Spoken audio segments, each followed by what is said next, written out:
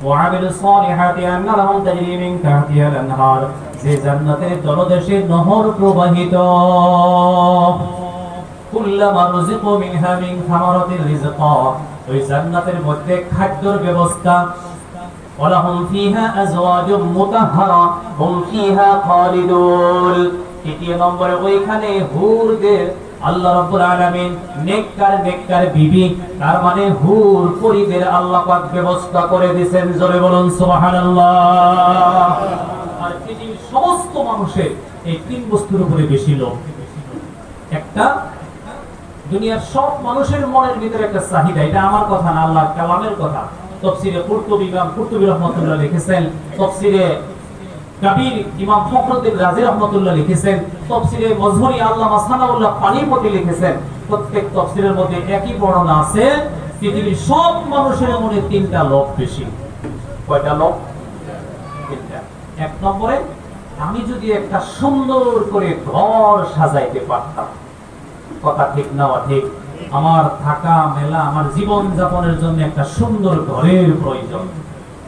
দ্বিতীয় নম্বরে দুনিয়ার সব শ্রেণীর মানুষ যত জাতি ধর্ম বর্ণ ভাষা নির্বিশেষ পৃথিবীর সমস্ত মানুষের মনের চাহিদা সবসময় যাতে খানাটা ভালো হয় ভালো খাওয়ার জন্য মানুষ সবসময় চেষ্টা করে না নাই বলেন খানাটা ভালো হওয়া লাগবে যার জন্য মানুষ সন্ধ্যার দিকে রাতের 9টা পর্যন্ত বাজার করে যাতে খানাটা ভালো হয় তিন নম্বরে মানুষ যখন বিয়ে শাদী করে এবং যখন কোন যুবক বা যুবতীর শাদীর সময় হয় উভয়ে ভালো পাত্র বা পাত্রী খুঁজে কথা ঠিক না ঠিক এই জন্য এই তিনটা বস্তুর লোভ তিনটা বস্তুর লালস আল্লাহ পাক আয়াতের মধ্যে দিয়েছে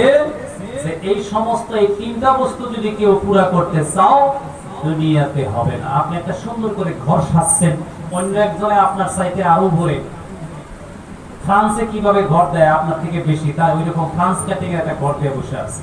আরেকজনের লন্ডনের মানুষে কেমনে ঘর সাজে ওইরকম করে একটা ঘর সাজায় আছে আরেকজনে আমেরিকার মানুষে কিভাবে ঘর সাজায় ওইরকম আপনারটা ফেল ওইদিকে আল্লাহ পাক বলছেন দুনিয়ার মানুষের সমস্ত চাহত আর চাহিদা পুরা হবে জান্নাতের ভিতরে জোরে বলুন সুবহানাল্লাহ আমার নজন বন্ধুগণ মহান আল্লাহ রাব্বুল আলামিন দাউদের নবী আলাইহিস সালাতু ওয়াস সালামকে বলবেন ও আমার নবী দাউদ তুমি পবিত্র কিতাব জাবুরের থেকে তিলাওয়াত করো দাউদ নবী 50টি আয়াত তিলাওয়াত করবেন তিলাওয়াত করার সাথে সাথে আল্লাহ বলবেন ঈদ বন্ধ করে দাও বন্ধ হয়ে যাবে দাউদ নবী আলাইহিস সালাতু ওয়াস সালামের তিলাওয়াত বন্ধ হওয়ার সঙ্গে সঙ্গে সমস্ত জান্নাতি মানুষ হাত উত্তোলন করবে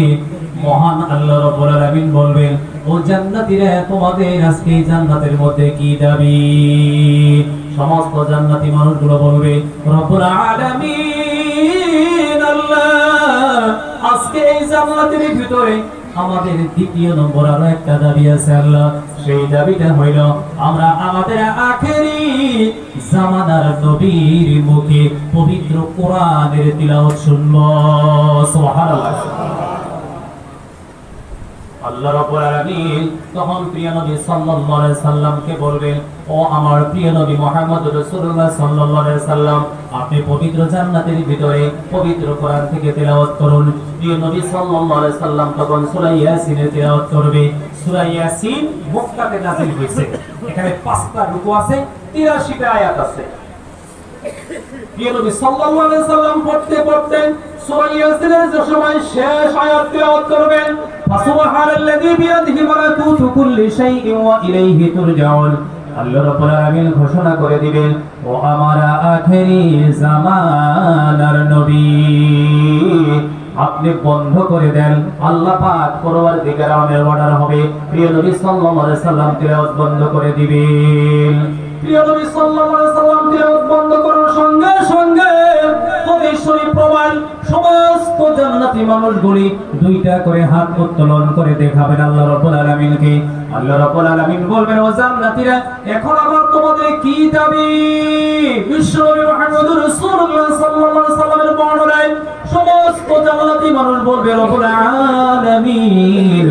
আল্লাহ আল্লাহ এখন আমরা আপনার কাছে সমস্ত জান্নাতীরা শেষ একটি দাবি করব, যার পিছনে আর কোনদিন আমরা আবাদান জিন্দেগি জান্নাতে থাকব, আর কোনো কিছু আমরা দাবি করব না। মহান আল্লাহ রাব্বুল আলামিন জান্নাতীদেরকে বলবেন, বলো তোমাদের সেই দাবিটা কি? তখন জান্নাতি মানুষগুলো বলবে, রব্বুল আলামিন দাউদ নবীর কণ্ঠে আমরা সুমধুর কণ্ঠে, জাদু মাখা মধু মাখা কণ্ঠে জবরের ফিরত শুনলাম আল্লাহ। প্রিয় নবী সাল্লাল্লাহু আলাইহি সাল্লামের জবানে পবিত্র মুখে আমরা পবিত্র কোরআন শরীফের তিলাওয়াত শুনলাম রব্বুল আলামিন। আর একটা মাত্র দাবি, যতদিন জান্নাতে থাকবো আর কোনদিন দাবি করব না। আল্লাহ বললেন, কি দাবি বলো? আমার নওজোয়ান বন্ধুগণ ও মুরব্বিগণ, এইবার সমস্ত জান্নাতি মানুষ বলবে, রব্বুল আলামিন দাউদ নবী তোমার সৃষ্টি, দাউদ নবীকে তুমি সৃষ্টি করে চললেন, তোমার সৃষ্টির কণ্ঠ যদি এত মধু মাখা জাদু মাখা হয়, আখিরি জামানার নবীর কণ্ঠ যদি এত মধু মাখা আর জাদু মাখা হয়, আল্লাহ না জানি তোমার কুদরতি কণ্ঠ কত সুন্দর হবে। আল্লাহু আকবার। নবী জগতে 1,24,000 পয়গম্বরের ভিতরে সবচেয়ে বেশি সুন্দর সুডিলা ইউসুফ নবী। কোন নবী? ইউসুফ নবী। কথা তো বোঝা যাইতেছে না? ইউসুফ নবী বেশি সুন্দর সুডিলা, যার সৌন্দর্যের কারণে মিশরের মহিলারা নবী ইউসুফ আলাইহিস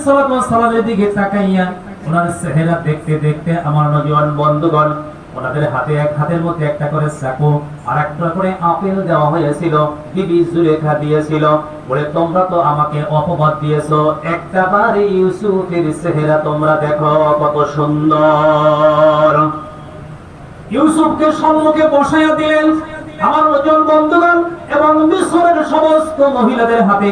এক হাতে একটা করে চাকু আর আপেল দিলেন, বলে ইউসুফের দিকে তাকাও আর আপেল কাটো। আর আপেল কাটতে কাটতে ইউসুফের চেহারা দেখে মুগ্ধ হয়ে হাত কেটে ফেলে দিলেন। মারহাবা।